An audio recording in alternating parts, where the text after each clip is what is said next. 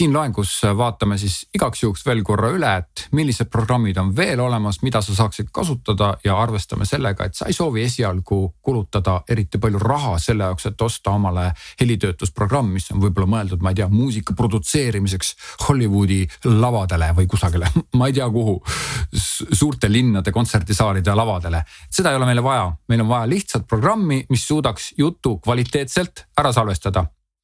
Ja tõdame, helitöötluse programmidega on üleüldiselt selline lugu, et tegelikult nad kõik on päris head. Ega ühtegi nüüd võib-olla mingisugused väga odavad programmid, mis juba näevad välja nagu mänguasjad, võib-olla need siis on sellised kehvemad, aga üleüldiselt kõik need programmid ongi ette nähtud suhteliselt kvaliteetseks tööks ja need programmid ei saa ennast müüa, kui nad ei ole kvaliteetsed.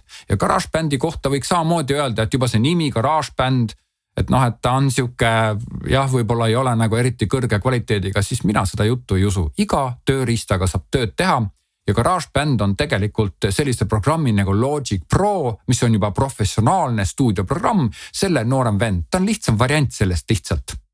Ja kui sa näiteks harjud ära GarageBandi kasutamisega, siis sealt edasi juba, kui sa muutud nõudlikumaks, tahad juba midagi rohkemat, midagi enamat, suuremaid võimalusi, siis sealt edasi liikuda Logic Pro peale, see on juba väga lihtne. GarageBand on siis, nagu ma ütlesin, tasuta programm ja ta tuleb Maci operatsioonisüsteemiga kaasa. Kui sinu arvutis juhuslikult ei ole GarageBandi programmi, siis soovitan selle alla tõmmata App Store'ist, sealt pane otsingusse GarageBand ja saad selle vabalt alla tõmmata. GarageBandiga tuleb kaasa ka mingisugune terve ports mingisuguseid instrumente ja efekte, põhiliselt instrumente ja nad võtavad kohutavalt palju ruumi. Nii et kui sa soovid lihtsalt oma juttu salvestada, mingit muusikat või mingit heli, midagi sükest teha ei soovi ja sul on arvutis vähe ruumi, siis GarageBandi allalaadimisel ja installeerimisel on see võimalus, et sa ei pea kõiki need asju valima, nad võtavad nagu meeletut ruumi, need võib vabalt välja jätta. Nii et GarageBandi installeerimist ma siin näitama ei hakka, aga küllap sa leiad ja küllap sa tunned ära selle koha, kus küsitakse, et äkki sa tahad veel seda, ma ei tea, mingisugust orkestri pillide komplekti näiteks digitaalse instrumendina omale alla laadida, siis seda ei ole vaja. Seda pole vaja. Nii et sul on vaja ainult GarageBand programmi ja soovitan alla laadida sellise, mis sinu arvutis tööle läheb.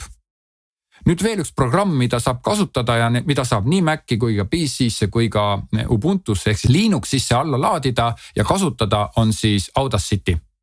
Audacity on minu arvamuse kohaselt natukene sükse kondisema välimusega, ta on täiesti vabavaraline programm. GarageBand on samamoodi tasuta programm, aga ta ei ole vabavaraline. Siis Audacity on täiesti vabavaraline programm ja töötab samamoodi väga hästi. Ma tean ühte täiesti raadiotoimetust, kus kasutataksegi peamiselt ainult Audacity programmi, nii et see Audacityl pole endal nagu häda mitte midagi. Küsimus on lihtsalt selles, et kuidas näeb välja see interface, kuidas sa oled harjunud, kuidas sulle meeldib. Mõnedele meeldivadki siuksed kodisemad tööriistad, mis on rohkem nagu tööriistad, teisele meeldivad jälle lihvitumad tööriistad nagu GarageBand. Siin sellel kursusel me käsitleme GarageBandi. Aga kui sul on mingil põhjusel GarageBand ei tööta või ei lähe tööle, ei sobi mingil põhjusel, siis sa võid samamoodi valida ka Audacity programmi. Ja Audacity programmist ma räägin natuke lähemalt, siinsamas keskkonnas on podcasti kursus, podcasti koolitus on ta nimi vist jah. Et seal ma räägin ka siis Audacity programmist ja juhendan, et kuidas selle Audacity programmiga oma enda juttu salvestada. Järgmises loengus vaatame üle igaks juhuks veel kõlarid, statiivid ja muu sellise kraami, mida veel võib vaja minna selle jaoks, et sul oleks mugav ja hea salvestada.